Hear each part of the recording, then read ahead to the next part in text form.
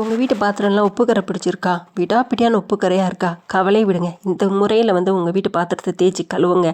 உப்பு கரைகள்லாம் இருந்த இடமே தெரியாமல் போயிடும். வாங்க வீடியோக்குள்ளே போய் அது என்ன முறை, என்னென்ன பொருளை வச்சு யூஸ் பண்ணணும் வீடியோக்குள்ளே போய் தெரிஞ்சுக்கலாம். இப்போ பாருங்கள், இது என்னுடைய வீட்டு அண்டா. இதில் எவ்வளோ உப்பு கரை பிடிச்சிருக்கு பாருங்கள். நம்ம வீட்டில் எல்லார் வீட்லேயும் ரெகுலராக யூஸ் பண்ணுற பொருட்கள் இதேமாரி உப்பு கரை பிடிச்சி ரொம்ப அசிங்கமாக இருக்கும். இதை நம்ம நிறைய முறையில் க்ளீன் பண்ணியிருப்போம். ஆனால் என்ன தான் க்ளீன் பண்ணாலும் அவ்வளோ சுத்தமாக அந்த உப்பு கரைகள் போகுமா அப்படின்னு நினச்சிங்கன்னா அது போகவே போகாது. நான் சொல்கிற இந்த எளிமையான முறையில் ஒரு தடவை ட்ரை பண்ணி பாருங்கள். கண்டிப்பாக 100% உங்கள் வீட்டு உப்பு கரைகள் எல்லாமே போகும். அதுக்கு நான் இன்றைக்கி என்ன எடுத்துருக்கேன்னு பார்த்தீங்கன்னா செங்கல். எல்லா இடத்துலையுமே கிடைக்கக்கூடியது தான். அதில் ஒரு செங்கல் நீங்கள் வாங்கி வச்சுக்கோங்க. அதை நீங்கள் ஒரு வருஷ காலத்துக்கு கூட நீங்கள் யூஸ் பண்ணிக்கலாம். அதில் கொஞ்சமாக எடுத்து நான் இதேமாரி தட்டி எடுத்து வச்சுக்கிடுறேன். இந்த தட்டினதை எல்லாமே நான் யூஸ் பண்ணலை. அதில் பாதியை நான் ஸ்டோர் பண்ணி வச்சுக்கிடுவேன். இப்போ நீங்கள் தட்டி எடுக்கிறது எப்படி எடுக்கணும்னு பார்த்தீங்கன்னா, ரொம்ப ஃபைன் பேஸ்ட்டாக தட்டிடக்கூடாது.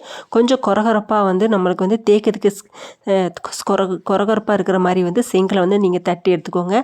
பாருங்கள், இந்த மாதிரி ஸ்டேஜில் இருந்தாவே போதும். இதுவே நம்மளுக்கு அதிகம். இப்போ உங்களுக்கு டெமோக்காக நான் இவ்வளோத்தையும் தட்டி எடுத்து வச்சுருக்கேன். இதில் கொஞ்சம் யூஸ் பண்ணாவே போதும்.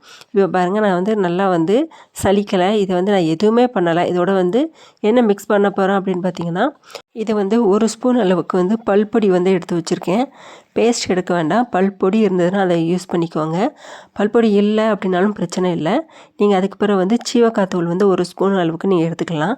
இப்போ பாருங்கள், நான் 1 ஸ்பூன் அளவுக்கு சீவக்காத்தூளும் ₹1 பாக்கெட்டு இருந்தாலும் அதை யூஸ் பண்ணிக்கோங்க. யூஸ் பண்ணிவிட்டு எல்லாத்தையும் நல்லா மிக்ஸ் பண்ணி எடுத்துக்கிட்டேன். மிக்ஸ் பண்ணி எடுத்துகிட்டு இப்போ நான் என்ன பண்ண போகிறேன் அப்படின்னு பார்த்தீங்கன்னா, நம்ம வீட்டு அண்டா குண்டா என்ன உங்கள் வீட்டு யூஸ் பண்ணுற பாத்திரம் தட்டு ஏதாவதுனாலும் புள்ளி புள்ளியாக அசிங்கமாக உப்பு கரை பிடிஞ்சி இருக்குது அப்படின்னா நீங்கள் இந்த முறையில் நீங்கள் க்ளீன் பண்ணலாம். இதனால் எந்த ஒரு கெடுதலுமே ஆகாது. நம்மளுக்கு நல்லாவே க்ளீன் ஆகிரும். அது மட்டும் இல்லாமல் நம்மளுக்கு அந்த புள்ளி புள்ளியாக இருக்கிற தன்மை இருக்கவே இருக்காது. இப்போ பாருங்கள், ஒரு பக்கத்தில் ஒரு கப்பில் தண்ணி எடுத்து வச்சுருக்கேன். எடுத்து வச்சுட்டு இப்போ கீழே ஒரு பேப்பர் ஒன்று ஏதாவது விரிச்சிக்கோங்க. இல்லை அப்படின்னா உங்களுக்கு இட வசதி இருந்தால் நீங்கள் வெளியே கொண்டு போய் கூட நீங்கள் தேய்ச்சி கழுவலாம். இப்போ பாருங்கள், நம்ம எல்லாத்தையும் மிக்ஸ் பண்ணி வச்சுருக்கிற அந்த பொடியை இப்போ அண்டாவில் எல்லா இடத்துலையும் படுற மாதிரி நல்லா தேய்ச்சி விடுங்க. இன்றைக்கி நான் கைகளால் தான் தேய்க்கிறேன். உங்களை கைகளால் தேய்க்க முடியல அப்படின்னா நீங்கள் ஸ்க்ரப்பர் எடுத்துக்கோங்க.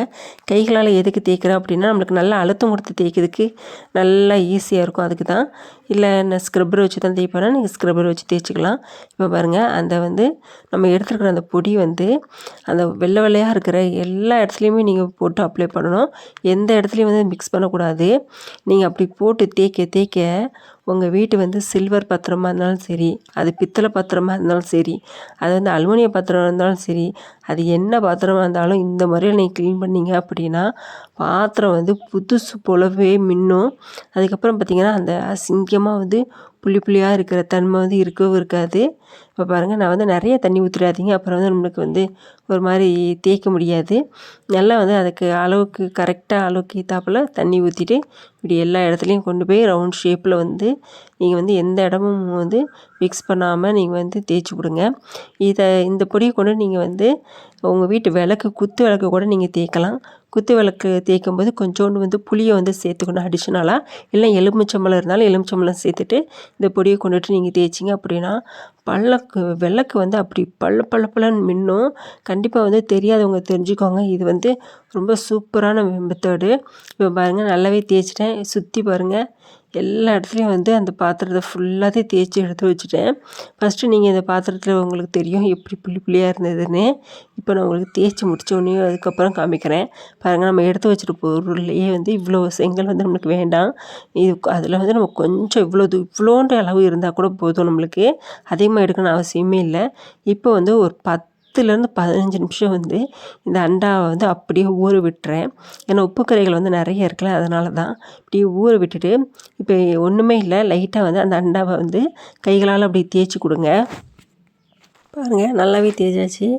இப்போ நேராக தண்ணி இருக்கிற குழாய் இருக்கிற இடத்துல கொண்டுட்டு போங்க. கொண்டுட்டு போய் இப்போ நல்லா தேய்ச்சிங்க அப்படின்னா இன்னும் கொஞ்சோண்டு வந்து அந்த பொடியை மிக்ஸ் பண்ணி கொஞ்சம் லைட்டாக வந்து தேய்ச்சி விட்டீங்க, ஸ்க்ரப்பர் வச்சு தேய்ச்சிங்க அப்படின்னா அந்த உப்பு கரைகள் வந்து இருந்த இடம் எல்லாமே போயிடும்.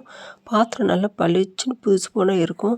பாருங்கள், ஃபஸ்ட்டு எப்படி இருந்தது, இப்போ எப்படி இருக்குது பாருங்கள். எந்த ஒரு செலவுமே செய்ய வேண்டாம். வீட்டில் எளிமையாக கிடைக்கக்கூடிய பொருள் தான். செங்கலும் பக்கத்தில் உங்களுக்கு கிடச்சா அதை வாங்கி வச்சுக்கோங்க. செங்கல் எல்லா இடத்துலையுமே கிடைக்கக்கூடிய பொருள் தான். ஒன்று வாங்கி வச்சுட்டிங்கன்னா போதும், நீங்கள் வருஷம் ஃபுல்லாக யூஸ் பண்ணிக்கலாம். இப்போ பாருங்கள், நான் வந்து கொஞ்சம் தண்ணி ஊற்றி நான் கழுவி எடுக்கிறேன். இப்போ பாருங்கள் எவ்வளோ சூப்பராக பளிச்சுன்னு ஆயிடுச்சு பாருங்கள். கண்டிப்பாக இது வந்து உங்களுக்கு ரொம்ப யூஸ்ஃபுல்லான டிப்ஸ் வீடியோ இருக்கும். உங்கள் வீட்டு பாத்திரம் எல்லாத்துக்குமே இந்த மாதிரியே யூஸ் பண்ணி நீங்கள் பயன்படுத்தலாம். கண்டிப்பாக வந்து யூஸ் பண்ணி பார்த்துட்டு எப்படி இருந்துச்சு அப்படி எனக்கு கமெண்ட் பாக்ஸில் சொல்லுங்கள். நல்லா புதுசு போல ஆயிடுச்சு பார்த்தீங்கன்னா. கண்டிப்பாக ட்ரை பண்ணி பார்த்துட்டு எப்படி இருக்குன்னு சொல்லுங்கள். இந்த வீடியோ உங்களுக்கு பிடிச்சா லைக் பண்ணுங்கள், ஷேர் பண்ணுங்கள், கமெண்ட் பண்ணுங்கள். தேங்க்யூ ஃபார் வாட்சிங்.